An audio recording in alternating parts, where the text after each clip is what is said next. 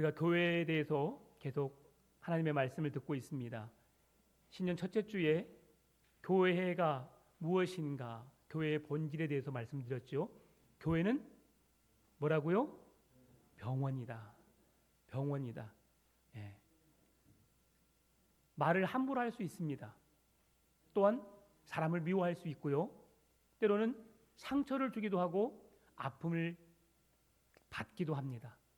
그러나 교회는 그 모든 것이 치유되고 회복되어서 건강한 말, 건강한 행동으로 주님의 사랑을 전하는 교회의 본질을 회복해야 합니다. 또한 지난주에 우리는 교회에 대해서 본질이 무엇인가 말씀을 들은 후에 교회의 목적, 교회의 존재 목적이 무엇인가에 대해서 살펴보았습니다. 교회의 존재 목적은 뭐라고 했어요? 제자 삼는 것이라고 했습니다.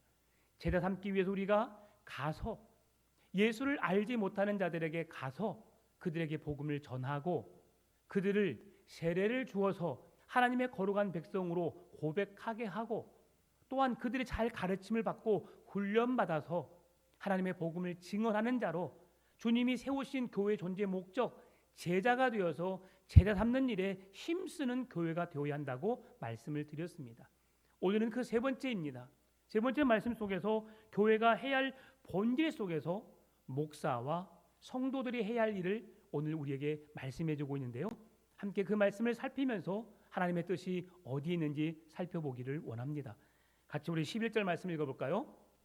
어떤 사람은 사도로, 어떤 사람은 선지자로, 어떤 사람은 복음 전하는 자로, 어떤 사람은 목사와 교사로 삼으셨으니. 아멘. 하나님께서 교회에 어떤 사람은 사도로, 어떤 사람은 선지자로, 어떤 사람은 복음 전하는 자로, 어떤 사람은 교사와 목사로 세우셨다라고 말씀해주고 있어요. 이 말을 조금 더 쉽게 풀어놓은 말씀이 있습니다. 로마서 12장 6절 8절 말씀인데요. 제가 읽어드릴게요. 우리에게 주신 은혜대로 받은 은사가 각각 다르니 혹 예언이면 믿음의 분수대로, 혹 섬기는 일이면 섬기는 일로, 혹 가르치는 자면 가르치는 일로, 혹 위로하는 자면 위로하는 일로, 구제하는 자는 성실함으로, 다스리는 자는 부지런함으로, 긍휼을 베푸는 자는 즐거움으로 할 것이니라. 아멘입니까? 하나님께서 우리에게 사도로, 선지자로, 복음 전하는 자로, 목사와 교사로 각각 우리를 세우셨습니다. 그런데 그 직임을 어떻게 감당해야 되느냐? 각각 예언이면 믿음의 분수대로, 섬기는 일이면 섬기는 일로, 가르치는 자면 가르치는 일로, 위로하는 자면 위로하는 일로, 구제하는 자는 성실함으로, 다스리는 자는 부지런함으로, 긍휼을 베푸는 자는 즐거움으로 하라고 말씀해 주었습니다. 여러분 신앙생활이 즐거우십니까? 신앙생활이 행복하십니까? 교회에 나와서 여러분 봉사의 직임을 감당하고 있는데요. 그 봉사의 직임이 여러분을 어떤 마음이 들게 합니까? 마지못해서 할 수 있는 사람이 없어서 여러분이 감당하십니까?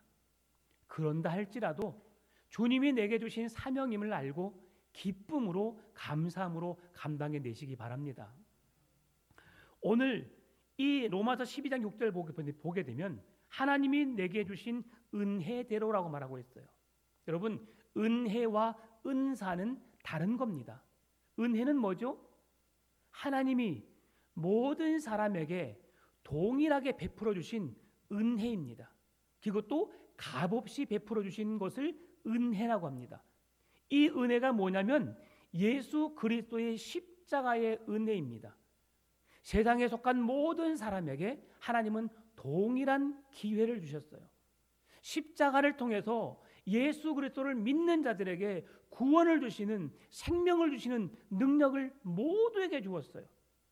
모두에게 동일한 기회를 주셨는데 그 기회를 붙잡는 자에게 하나님의 은혜가 유효합니다. 그냥 나에게 특별하게 어떤 은혜를 주셔서 나만 예수 믿게 하는 그 구원의 길을 열어놓으신 것이 아니라 이 땅에 살아가고 있는 모든 사람들에게 하나님은 동일한 은혜를 주셨다는 거예요. 이게 바로 은혜입니다. 누구든지 마음을 열고 하나님이 열어놓으신 것을, 계획하신 것을 붙잡으면 그 은혜가 내 것이 될 수 있는 모두에게 주신 것을 은혜라고 말합니다. 그러면 은사는 뭘까요? 은사는 개인에게 주시는 특별한 은총입니다. 모두가 다 노래를 잘할 수 없어요. 노래를 잘하는 사람, 노력해서 잘하는 사람도 있고요. 태생적으로, 선천적으로 노래를 잘하는 사람으로 태어난 사람이 있어요. 여러분 공부를 다 잘합니까? 공부에 관심을 가진 사람이 있고요. 공부를 즐거워하는 사람이 있고요. 공부가 제일 쉬웠어요라고 말하는 사람이 있어요. 모두가 다 공부가 쉽다고 말하지 않아요. 공부가 재밌는 사람이 있어요.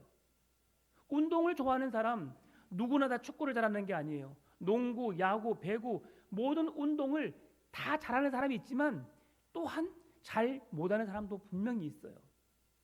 그래서 오늘 본문 속에서 하나님께서 오늘 우리에게 주신 은혜를 각 은사대로 하나님이 내게 주신 형편에 따라서 우리가 어떻게 몸된 교회를 섬겨가야 할지 오늘 우리가 함께 배우는 겁니다.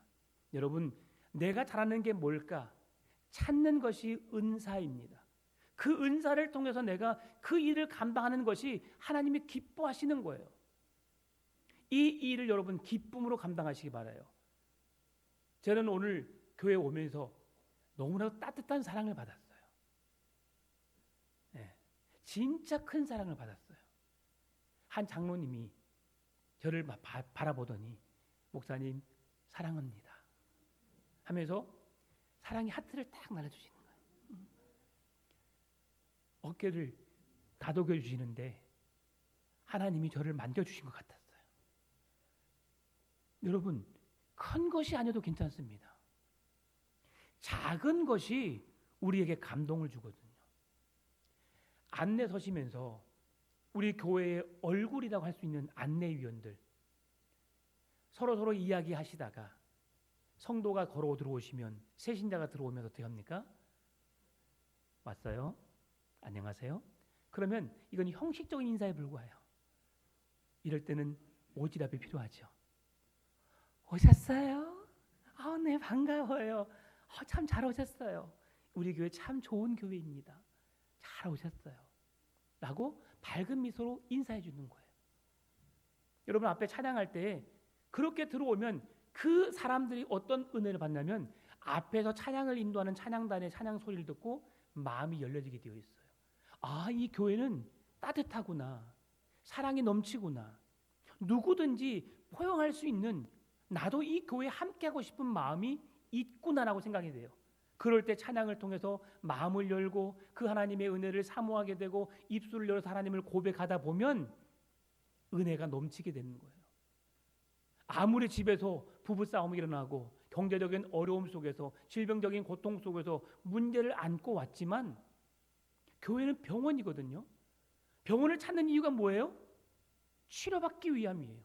회복되기 위함이에요. 우리가 건강하게 행복하게 살기 위함이에요.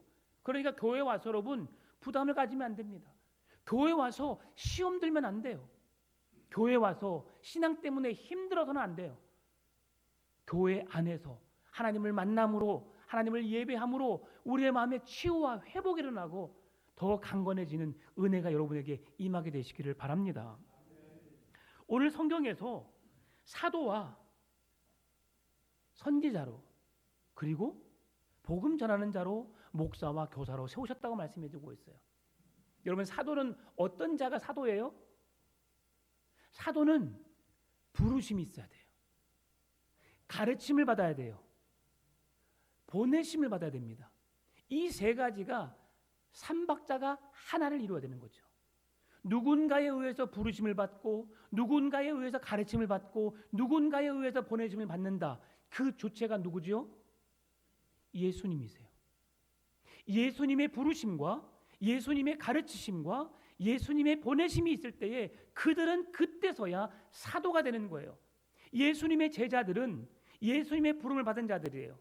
예수님의 부르심을 받고 예수님의 가르침을 받을 동안 그들이 할 수 있는 것은 너무 제한적이었어요. 예수님, 우리가 귀신 들린 자를, 병자를 고치려고 예수의 이름으로 그 일을 행했는데 아무런 일이 일어나지 않습니다. 주님께서 말씀하셨지요. 기도 외에는, 다시 말하면 하나님의 능력을 의지하지 않고서는 그 일들을 행할 수 없다라고 말씀하는 거죠. 제자로서는 할 수 없지만 사도로서는 그 일들을 감당할 수 있어요. 왜냐? 이제 주님께 부름받고 주님께 배워서 그 일을 할 수 있는 능력을 가졌기 때문이죠. 그래서 사도는 주님께 보냄을 받은 자예요. 여러분, 선지자는 어떤 일을 감당하는 자일까요? 선지자는 하나님의 소명을 받은 자로서 하나님의 부르심을 받고요, 또한 하나님의 뜻을 동일하게 전하는 자예요.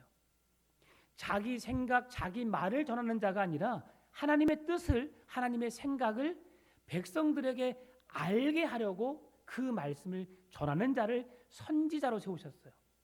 선지자는 많은 이들을 가르치는 자라기보다도 하나님의 뜻을 전하는 자로 하나님이 세우셨어요. 사도도 마찬가지죠. 자기의 생각을, 자기의 입장을 이렇게 저렇게 표명하여서 그들에게 전하는 자가 아니라 그 하나님의 뜻대로 행하도록 그 말씀을 대언하는 자, 대신 전하는 자, 이들이 사도요 선지자인 겁니다. 뿐만 아니라 오늘 복음 전하는 자로 하나님이 세우셨는데, 복음 전하는 것은 특별한 은혜입니다. 특별한 은총이에요. 여러분 주위에 사는 사람들에게 예수 믿으세요라고 그냥 아무나, 아니면 정말 사랑하는 사람, 지인들에게 그 복음을 전할 수 있어요? 이것도 하나님이 여러분의 입술을 열어주셔야 가능한 거예요. 내 안에 예수로 충만하고 예수로 가득하면 그냥 감사합니다, 감사합니다, 하나님의 은혜입니다 라는 것이 고백되어져요. 그러면 전하라고 하지 않아도 전하게 되어 있어요. 여러분,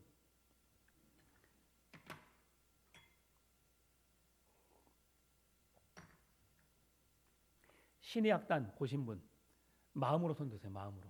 네.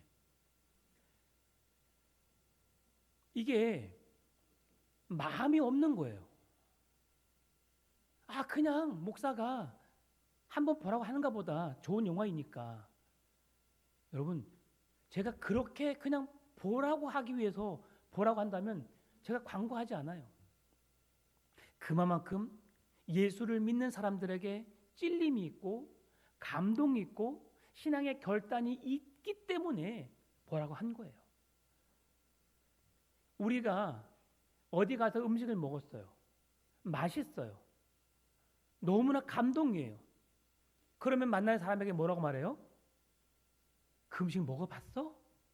거기 가봤어? 안 먹었으면 말을 하지 마. 얼마나 맛있는지 한번 가서 먹어봐. 시간 되면 한번 같이 가세. 여러분, 그렇게 말 전하죠. 왜 그 말을 해요?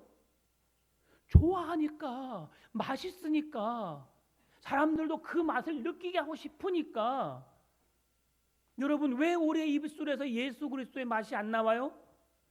내가 지금 그 맛을 못 느끼고 있으니까, 그 맛이 너무 좋은 것을 내 스스로가 모르고 있으니까 사람들에게 그 소식을 전하지 않는 거예요. 여러분,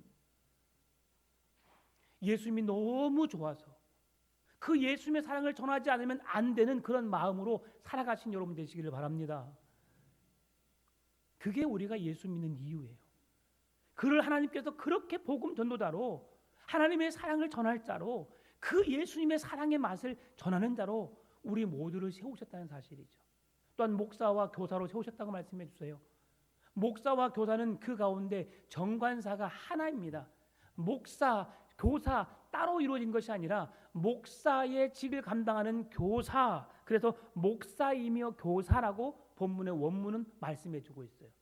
그래서 그렇게 목사로서, 교사로서 하나님의 뜻을 전하는 자로, 가르치는 자로 목사와 교사도 세우셨다.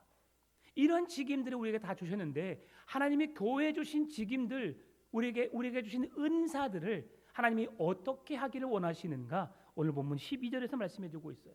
같이 읽어볼까요? 이는 성도를 온전하게 하여 봉사의 일을 하게 하며 그리스도의 몸을 세우려 하심이라. 아멘. 여러분, 그리스도의 몸이 뭐죠? 그리스도의 몸은 교회입니다. 하나님이 성도 한 사람 한 사람을 부르셔서 그들에게 성도를 온전하게 하며 봉사의 일을 하게 하며 그리스도의 몸 교회를 세우게 하는 일에 목사와 교사와 모든 성도들에게 주시는 직임이라는 것을 말씀해주고 있다는 사실이죠. 여러분, 그렇다면 목사가 감당할 일이 뭘까요? 성도가 감당하는 일이 뭘까요? 목사는 성도를 온전하게 하는 일입니다. 성도를 온전하게 하는 일이 어떤 것일까요? 어떻게 해야 성도가 온전해질까요? 일주일에 예배 한 번 드리면 성도가 온전해질 수 있을까요? 그럴 수도 있겠죠. 예배 한 번 드리는 건 매우 귀합니다. 세상에 수많은 사람이 있고 예수 믿는 사람이 있지만 한 번 예배 드리는 것도 어려워하는 사람이 있어요. 그래서 교회 오지 않고 영상으로 예배하거나 아니면 다른 유튜브 설교 아니면 TV를 통해서 기독교 방송에서 나오는 설교 한 편 듣고 내가 예배했다, 하나님을 믿고 있다라고 그렇게 생각하는 사람들이 있어요. 그럼에도 여러분은 여러분의 시간을 쪼개서 교회에 나와서 함께 말씀을 듣는 것 매우 귀한 일이에요.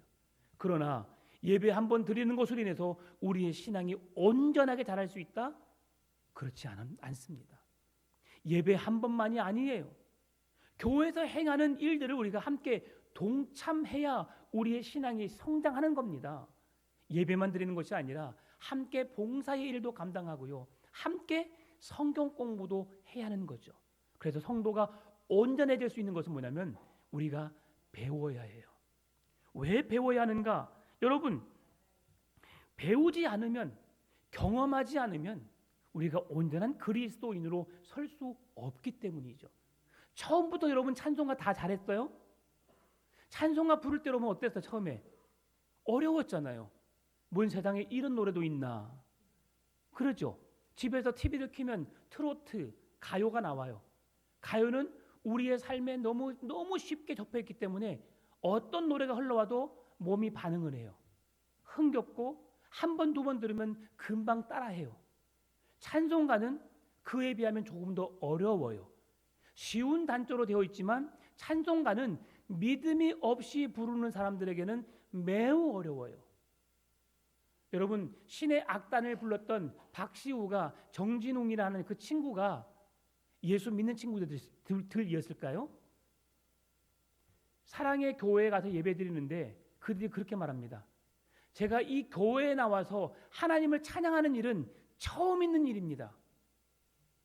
그들이 하나님을 믿어서 찬양했던 것이 아니라 그 배역을 맡아서 하나님을 찬양했던 거예요. 그런데 그들이 고백합니다. 이 찬양을 부르면서 그 영화 속에서 나타났던 찬양의 감동을 통해서 하나님을 믿는 은혜가 있었던 것처럼 우리들 또한 그런 은혜가 있었음을 경험하게 되었습니다. 박시우 배우가 고백한 거예요. 앞으로는 이제 하나님 앞에 나와서 그 하나님을 찬양하면 좋겠습니다. 여러분, 그 은혜가 어디에 있어요? 찬양 속에 있어요. 그래서 우리 교회가 지금 예배 중간에 세 곡의 찬송을 부르거든요.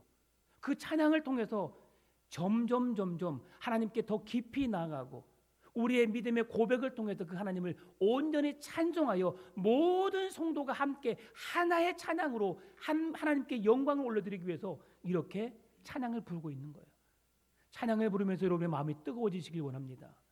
하나님이 나를 사랑하시고 나를 구원하신 그 은혜가 얼마나 크고 놀라운지 찬양의 가사의 고백을 통해서 날마다 고백하며 하나님께 영광을 올려드리는 우리의 신앙의 삶이 되시기를 바랍니다.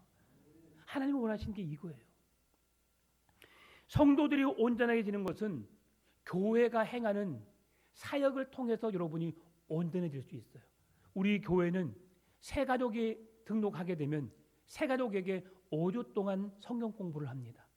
이것은 예배를 드리는 하나님을 믿는 백성들의 첫걸음이 첫걸음. 그래서 신앙교육을 받고요. 그 교육을 마친 사람들에게 신구약 파노라마를 가르칩니다. 성경의 흐름을 어느 정도 알게 하고 조금 더 아는 자들이 성경 읽어지는 을 공부해요. 그리고 만약 우리 교회가 이제 앞으로 나가야 할 방향 속에서 우리 교회가 신약 성경이 원하는 초대교회가 예배했던 교회 가정교회로의 회복으로 우리가 나아간다면 그 안에는 수많은 성경 공부들이 있어요. 생명의 삶, 회복의 삶, 경건의 삶, 하나님을 경외하는 삶, 이 모든 삶들이 하나님을 온전히 예배하기 위해서 교회가 교회로서 세워지게 하기 위한 그런 배움의 길에 우리로 하여금 서게 하는 겁니다. 여러분, 교회가 성경 공부를 하자고 하면, 목사가 뭔가 하자고 하면 여러분 정말 하기 싫어도 한 번만은 한번 따라와주는, 순종해주는 여러분 되셨으면 좋겠어요. 제가 이 자리에 서 있는 이유가 뭘까요? 제가 영광을 추구하기 위해서일까요? 다른 사람에게 제가 풍암전원교회 담임 목사입니다라고 자랑하고 싶어서일까요? 아닙니다. 제가 이 교회 오면서 하나님께 기도했어요. 하나님이 저를 이곳에 보내신다면 모든 성도가 진짜 예수님을 만나고 그 예수님으로 인해서 행복해하고 예수님을 증거하는 자로, 예수님의 살아있는 역사로 어떤 교회가 좋은 교회일까? 어떤 교회가 건강한 교회일까? 어떤 교회가 하나님이 찾으신 교회일까? 그 교회를 만드는 일에 저를, 그 일을 시작하는 자로 하나님이 부르셨다고 저는 생각을 해요. 여러분과 함께한 시간이 벌써 5년입니다. 6년째 되어가고 있고요. 제가 남은 목회 시간을 계산해 보니까 14년 남았어요. 제가 14년 동안 우리의 교회가 정말 좋은 교회다, 행복한 교회다라고 제가 장담은 못하겠어요. 그러나 그 맛은 느낄 수 있게끔 제가 할 수 있겠구나. 그리고 그 다음 세대를 이어갈 수 있는 목회자가 와서 이 교회를 섬기게 되면 모든 성도가 정말 우리 교회는 행복한 교회야 라는 고백을 할 수 있는 교회를 세워갈 수 있겠구나. 하나님이 저를 이곳에 보내신 저는 목적이라 생각하고 기도할 때 하나님이 그 기도를 주셨어요. 모든 성도가 진짜 행복한 교회, 정말 교회 가고 싶고 성도들과 함께 만나고 싶고 예배하고 싶고 날마다 감사 찬송이 넘치는 그런 교회, 그런 교회를 함께 세워가기를 바랍니다. 그래서 목사가 뭔가를 하자고 하면 또 뭔가 하자고 한 해가 아니라 하나님이 우리 교회를 이렇게 만들어 가시려나 보다라고 생각하시고 한 번만이라도 순종하며 따라와주면 좋겠다는 말씀을 드립니다. 봉사의 일, 그러면 성도들이 해야 될 일이 뭘까? 바로 봉사의 일이에요. 봉사의 일. 여러분, 봉사를 하는데 여러분 그 봉사를 누구를 위해서 합니까? 우리가 행하는 봉사는 누구를 위한 봉사입니까? 대부분 사람들은 봉사를 사람을 위해서 한다고 생각합니다. 안내위원 누구를 맞이해요? 사람을 맞이합니다. 차량 봉사 누구를 맞이해요? 사람을 맞이합니다. 교사로서 아이들을 가르칩니다. 누구를 가르치지요? 사람을 가르칩니다. 찬양을 해요. 하나님을 높이 찬송하지만 누구 앞에서 찬양해요? 사람 앞에서 해요. 그래서 사람은 이 봉사의 직임을 감당하지만 사람에게 하기 때문에 많은 사람들이 시험을 들어요. 마음의 어려움을 겪어요. 왜 그러냐면 내가 이렇게 수고하는데, 내가 이렇게 열심히 살아가는데 나를 알아주지 않아. 이렇게 열심히 섬겼으면 누군가 와서 수고하십니다, 애쓰십니다, 참 감사합니다라고 말해줘야 하는데 그 누구도 알아주지 않아 라고 말하는 사람들이 많아요. 왜 그럴까요? 이들은 봉사를 하나님을 바라본다고 하지만 실제로는 사람을 바라보고 하기 때문에 그래요. 그래서 사람에게 위로받고 사람에게 인정받지 못하면 마음이 아프고 상처가 되고 힘이 들어요. 그러나 봉사는 하나님을 위해서 하는 거예요. 교회를 세워가게 함이라, 교회를 세우는 일에 나의 섬김과 나의 헌신과 나의 봉사를 주님이 원하신다는 거예요. 뭐 하기 위해서? 모든 성도가 그리스도의 몸으로 아름답게 세워져 가게 하기 위해서 우리가 봉사의 책임을 감당하는 거예요. 여러분, 그러기 위해서는 서로가 서로를 존중해 주기를 원합니다. 하고 있으면 참 잘하고 계십니다, 참 감사합니다라고 여러분 입을 열어서 고백해 주기를 바라요. 오늘도 식당에 밥을 먹으러 갑니다. 아우, 이 반찬 맛이 없네. 아, 왜 이 반찬 했어? 이거 내가 싫어하는데. 그것이 아니라 야, 이 교회가 건강하게 세워져 가기 위해서 이분들이 헌신했구나, 섬겼구나. 밥이 죽이 되면 어때요, 여러분? 요 근래 2주 동안 압력밥솥 해드리니까 밥이 맛있었죠? 맛있었죠? 야, 참 맛있네. 예, 그래요. 여러분을 행복하게 하려고 하는 이유가 있어요. 왜요? 밥도 먹어야지 든든하잖아요. 기분 좋게 먹어야죠. 밥을 먹으면서 아휴 하면 건강에도 해로워요, 여러분. 물을 말아 드시더라도 기쁘게 드시기 바랍니다. 그리고 드시면서 받아가면서 고마워요 라고 하면 여러분의 밝은 미소로 한번 인사해 주시고, 밥 먹고 났으면 야 오늘 반찬 최고야 최고, 죽이네 죽여 하면서 전라도 사투리 써가면서 고마움을 표현해 보세요. 그러면요 설거지하는 손이 안 보여요. 안 보여. 너무 감사해서 고마워서. 여러분 그런 교회가 되었으면 좋겠어요. 이게 마음에 안 드네 저게 마음에 안 드네 불평불만 하다 보면 그게 우리의 첫날이다. 첫날 교회의 목적. 교회가 어떤 교회가 되어야 되는가. 부정적인 말이 아니라 긍정의 말, 칭찬의 말, 격려의 말, 사랑의 말로서. 그게 주님이 원하시는 교회입니다. 여러분 그렇게 우리가 목사는 가르치는 일로 함께 모든 성도가 하나님의 뜻을 바로 알아서 그 뜻을 행하는 일에 힘을 쓰고, 목사도 그렇게 몸부림을 치고 그렇게 살아가고, 성도들은 그 가르침을 받고 훈련을 받아서 하나님의 몸된 교회를 섬겨가는 일에 함께 행복하게 섬기는 일, 봉사가 쉽지 않죠. 셀리도 감당하기 쉽지 않죠. 그런데도요 하나님은 우리에게 어떤 은혜를 주셨는가. 여러분 그리스도의 몸을 세우는 과정 속에서 우리 교회가 무엇을 해야 될까를 오늘 성경은 말씀해 주고 있어요. 13절입니다. 같이 읽어볼까요?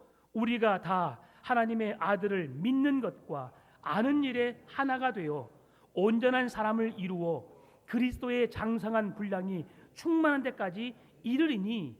아멘. 하나님을 아는 것과 믿는 것이 하나가 되어 온전한 사람이 되는데 어디까지요? 그리스도의 장성한 믿음의 분량에까지 우리가 성장해야 된대요. 그러면 어떻게 성장해야 되는가? 조금 더 쉬운 말씀으로 요한일서 2장 3절 4절 5절이 말씀해 주고 있어요. 우리가 그의 계명을 지키면 이로써 우리가 그를 아는 줄로 알 것이요. 여러분 하나님을 아는 것이 뭐예요? 아 하나님은 창조주시요 온 세상을 말씀으로 창조하신 분이시구나. 그것만 아는 것이 아니라 그의 계명을 지키는 자가 하나님을 안다라고 말하고 있어요. 어떤 자가요? 주의 계명을 지키는 자가 하나님을 안다는 거예요. 그를 아노라 하고 그의 계명을 지키지 아니하는 자는 거짓말하는 자요, 진리가 그 속에 있지 아니하되 누구든지 그의 말씀을 지키는 자는 하나님의 사랑이 참으로 그의 속에서 온전하게 되었나니 이로써 우리가 그의 안에 있는 줄을 아노라. 여러분 오늘 본문의 12절에서 뭘 말씀해 주고 있었어요? 성도를 온전하게 하며, 이 온전하게 한다는 건 무슨 말씀이라고요? 하나님의 말씀대로 행하는 믿음. 그 말씀을 안다는 것은 말씀대로 말씀을 바르게 알고 알았던 말씀을 내가 행함으로 실천하는 믿음이라는 거예요. 그래서 야고보서 2장 17절은 이렇게 말합니다. 이와 같이 행함이 없는 믿음은 그 자체가 죽은 것이라. 여러분은 살아있는 믿음을 갖고 계십니까? 아니면 여전히 죽은 믿음으로 죽은 줄도 모르고 살아가고 있습니까? 그래서 교회가 가르치는 이유가 뭐냐면 내가 죽어 있는데도 불구하고 죽어 있는지 모르고 내가 바르게 행하지 못하고 있는데 내가 바르게 행하지 못한 줄도 모르고 있는 그들에게 말씀으로 가르쳐서 깨닫게 해서 바른 길, 주님이 원하신 뜻을 이루게 하는 일에 교회가 힘쓰는 거예요. 교회가 행하는 일들에 여러분 최선을 다하시기 바랍니다. 마지막, 교회가 그리스도의 장성한 분량이 이르기까지 우리가 어떻게 해야 되는가? 15절, 오직 사랑 안에서 참된 것을 하여 범사에 그에게까지 자랄지라. 그는 머리니 곧 그리스도라. 여러분 오직 무엇 안에서? 사랑 안에서. 하나님 아버지께서 주신 사랑이 어떤 사랑이에요? 독생자 외아들 예수 그리스도를 십자가에 내어 주기까지, 사랑하는 아들을 죽여서까지 우리 모두를 사랑해 주신 그 사랑이 주님의 사랑이에요. 그 사랑 안에서 우리가 범사에 그에게까지, 예수 그리스도에게까지 자랄지라. 왜요? 자라야, 건강해야 우리가 되니까요. 우리의 삶의 기반은 그래서 주님의 사랑에 있습니다. 주님의 사랑으로 품고 주님의 사랑으로 하나 되시기를 바랍니다. 누구는 사랑하겠는데 저 사람은 절대 사랑하지 못하겠어. 이 사람은 내가 믿음이 있다고 거짓말하는 사람이에요. 우리가 사랑하지 못할 사람은 아무도 없어요. 예수님은 자기를 십자가에 못 박도록 내어주신 가룟 유다까지도 사랑했어요. 그런데 그가 그 사랑을 기억하지 못한 거죠. 그래서 스스로 자기 목숨을 끊은 겁니다. 그러나 베드로는 그가 예수님을 저주하고 증오하고 예수님을 모른다고 예수님과 관계없는 자라고 했지만 새벽닭에 울면서 그에게 깨달음을 주었을 때에 내가 나의 주님 구원자를 모른다고 했구나. 그 앞에 엎드려 회개하고 용서를 구하고 은혜를 구하고 다시 십자가의 복음 앞에 섰던 것을 볼 수 있어요. 여러분, 잘못할 수 있어요. 실수할 수 있어요. 그러나 우리가 주님께로 다시 나와서 주님이 기뻐하시는 그 자리에서 주님의 영광을 위해 그리스도의 장성한 믿음의 분량에 이르기까지 우리가 성장해야 되는 것이죠. 마지막 16절, 그에게서 온 몸이 각 마디를 통하여 도움을 받음으로 연결되고 결합되어 각 지체의 분량대로 역사하여 그의 몸을 자라게 하며 사랑 안에서 스스로 세우느니라. 아멘. 주님은 우리의 머리십니다. 여러분, 우리의 가슴은 어디 있어요? 우리의 마음은 어디 있어요? 마음이 어디 있어요? 마음. 대부분 마음을 가슴에 있다고 하지만 이 가슴에 있는 것은 심장이고 심장은 우리의 생명을 뛰게 하지만 이 마음이 움직이도록 컨트롤하는 것은 머리가 있어요. 그래서 주님이 우리의 머리가 되시는 거예요. 우리가 어떻게 살아야 할지 어떻게 행동해야 할지를 머리가 명령하면 움직이게 되어 있어요. 손이 자기 마음대로 하고 싶다고 해서 움직여지는 게 아니에요. 제가 말하면서 손을 움직이지만 이건 누가 명령했어요? 머리가 명령한 거예요. 그리스도께 붙어 있는 자라면 그리스도의 명령을 따르는 자여야 돼요. 축구 선수가 11명이 있습니다. 골키퍼가 있고요. 그리고 수비수가 있고요. 중간에 미드필더가 있고요. 공격수가 있어요. 다 자기 하는 일이 다 달라요. 누구든지 축구하면 공격수 하려고 해요. 다 공격만 하면 수비는 누가 해요? 볼 배급을 누가 해줘요? 모든 지체는 자기의 분량대로 해야 할 일이 있어요. 여러분, 해야 할 일이 있어요. 엄지, 검지, 중지, 약지, 새끼손가락이 다 다르지만 자기만의 역할들이 다 있는 것처럼 우리 교회는 각 지체의 믿음의 분량대로 해야 할 일들이 있어요. 여러분, 오케스트라 지휘자는 한 명입니다. 그러나 수많은 악기 연주자들이 함께 어우러져서 함께 아름다운 소리를 내고 그 소리를 듣는 모든 사람들이 청중이 있기 때문에 그들이 오케스트라 연주를 하는 거예요. 듣는 사람이 있기 때문에 연주하는 거죠. 그 연주를 듣는 사람은, 음악을 듣는 사람들은 마음의 감동을 받고 울기도 하고 기뻐하기도 하고 행복하기도 하는 거죠. 우리 교회가 한 가족 공동체로 한 구성원으로서 함께 지어져가는 아름다운 교회가 되어지시기를 바랍니다. 이 교회를 지을 수 있는 것은 우리 모두 각 지체가 하나 되어서 그리스도의 명령을 받고 하나님을 아는 것과 믿는 것과 사는 것이 같은 사람이 되어서 그리스도의 장성한 믿음의 분량에 이르는 진정한 그리스도인으로 살아가시는 우리 풍암전원교회 모든 성도 되시기를 주님의 이름으로 축원합니다. 참 좋으신 아버지 하나님, 감사합니다. 나는 찬양을 좋아하고 나는 섬기는 것을